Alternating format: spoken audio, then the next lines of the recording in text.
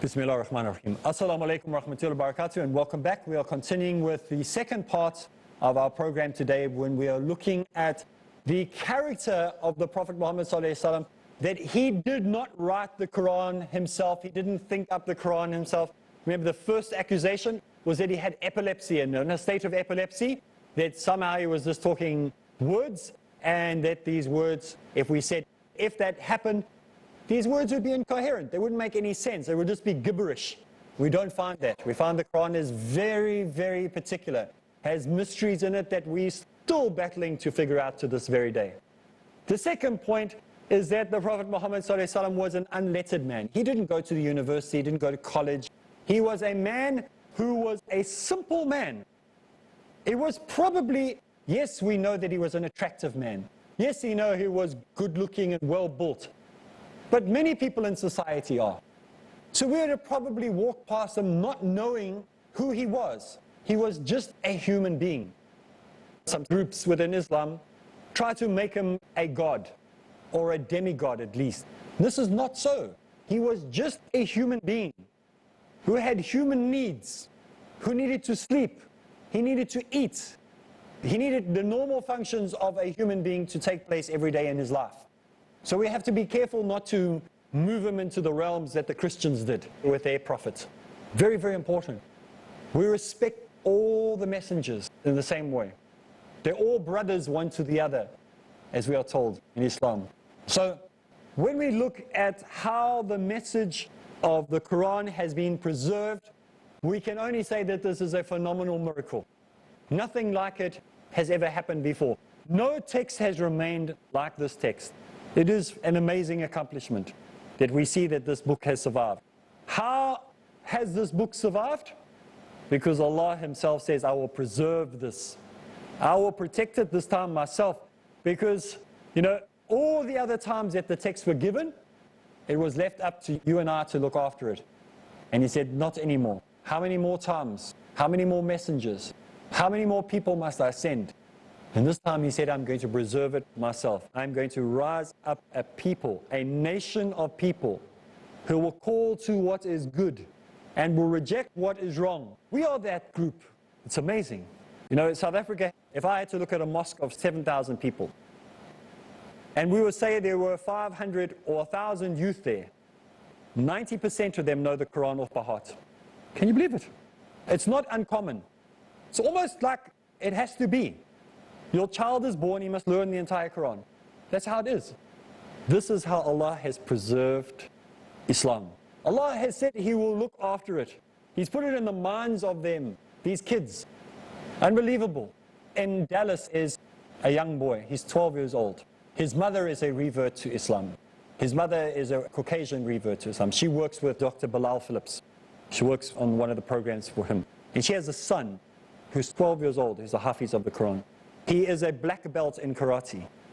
He is a sincere Muslim like you cannot believe. This little 12-year-old, I'll sit down and listen to him talk. I want to sit and listen to him talk. Allah has promised He will preserve Islam through these young men.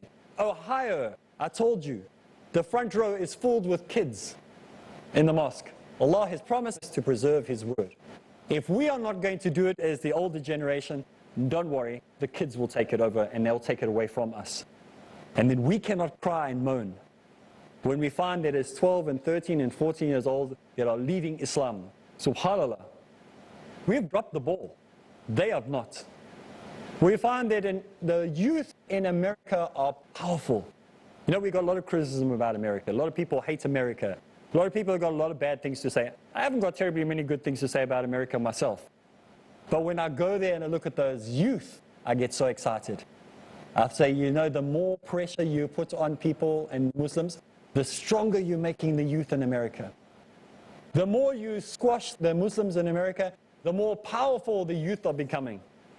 Happened in my country. It was the youth who brought freedom to South Africa.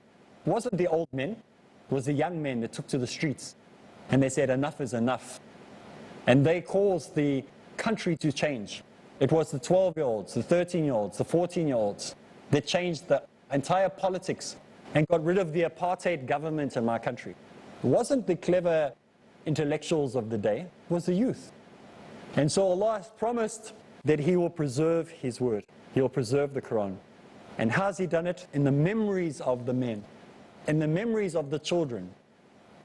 It's unbelievable. You can go to, and I invite you to come to South Africa, all over the world, just to come and look at the kids. Come talk to the children. They just think it's normal. They don't know that the rest of the world don't have, all their kids must go. They just think everybody does it. So it's not like you have to look for a hafiz of the Quran. Everybody has that prefix. It's like normal. But unfortunately, they don't all live the Quran the way they should.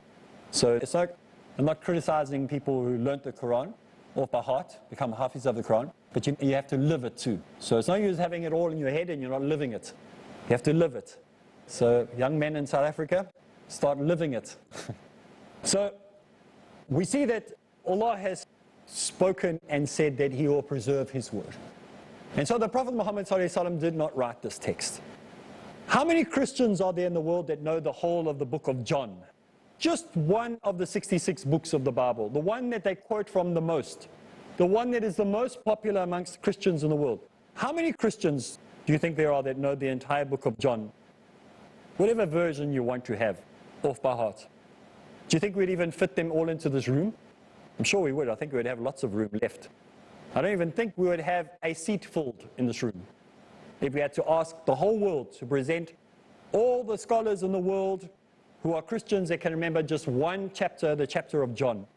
Maybe even make it smaller. We'll take the smallest book, one of the smallest books in the Bible, the book of James, my favorite book. Ask who's memorized the whole book of James? Come and join us in the studio here. I don't think we even fit a seat. We won't even have to make any arrangements for a flight for them. If there are some people at home that know somebody who's learnt an entire chapter of the Bible, please, I would love to meet this person, because it's never happened. I've met some people in the Krishna consciousness movement who have learnt a passage of the Veda. They've learnt a passage. They use it as at a prayer recital. They've learnt it maybe in Sanskrit or whatever. But Islam, it seems to be easy for people to learn it. How's that possible? Because Allah has promised to preserve His word. That He will put it in the hearts of the minds of the man. And so this is why we know it's not written by a man. If it's by a man, it becomes confusing to remember. We go, I can't remember what must come next. What's the next verse? How does it go? I can't remember. Because that's man's writing, man's brain thinking.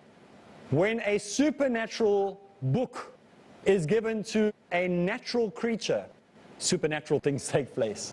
Because he becomes a vessel that can absorb it and take it, because it just makes sense to him. And that's why supernatural things happen. This is why when we see lives changed, and when people come to Islam, how their lives are changed when they are touched by the supernatural. When Allah changes the life, we look at this person and they couldn't even talk before. You want to see the funniest thing ever? Watch the talk that I gave the day when I became a Muslim. They asked me to talk and give my story on how I became a Muslim. I look at it now and I go, is that the same guy? He couldn't even talk. He couldn't even speak in front of a group of like 10 people. They recorded it. Islamic Propagation Center in South Africa. They recorded it. And I look at it and I laugh. Allah gave me an ability to speak. When the supernatural comes upon a person and they become a Muslim and they submit to Allah, supernatural things take place. Most of the people that you see on Peace TV, they weren't public speakers. They were just normal people.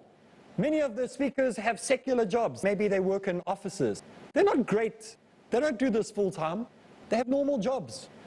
But Allah, when He touches the heart of a person, He transforms him. When the supernatural comes upon the natural, they change. And this is why we look at this, there's so much to this where Allah says, I will preserve my word. And we know that it wasn't written by the Prophet Muhammad ﷺ. No matter how you try to play it out. I mean, really, epilepsy, is that the best you've got? That epilepsy is your story on how the Quran came. Do you know how the New Testament came into being? Just, how did the Bible come into being, I should say, the New Testament? They took the pages, all the manuscripts, the thousands of manuscripts. Some say 10,000, some say 500 manuscripts, and they put them under a table like this. And they locked the door, and they came back the next morning, and guess what happened? The right books appeared on top of the table. This is what they want you to believe on how the text came together. No wonder it's a shambles. No wonder nobody understands the New Testament and it's so confusing and it contradicts each other. if you believe that that's what happened, who had the key to the room that night? Nobody knows. See, the Quran has been promised that Allah will preserve it himself. No heebie-jeebies, no weird nonsense, just straightforward truth. We invite you to look at the Quran and read the Quran, and to join us again next week as we go into more depth as we study Dawah ilallah. So for me, Areeb Islam, and those who are here with me today, Assalamu alaikum wa rahmatullahi wa barakatuh.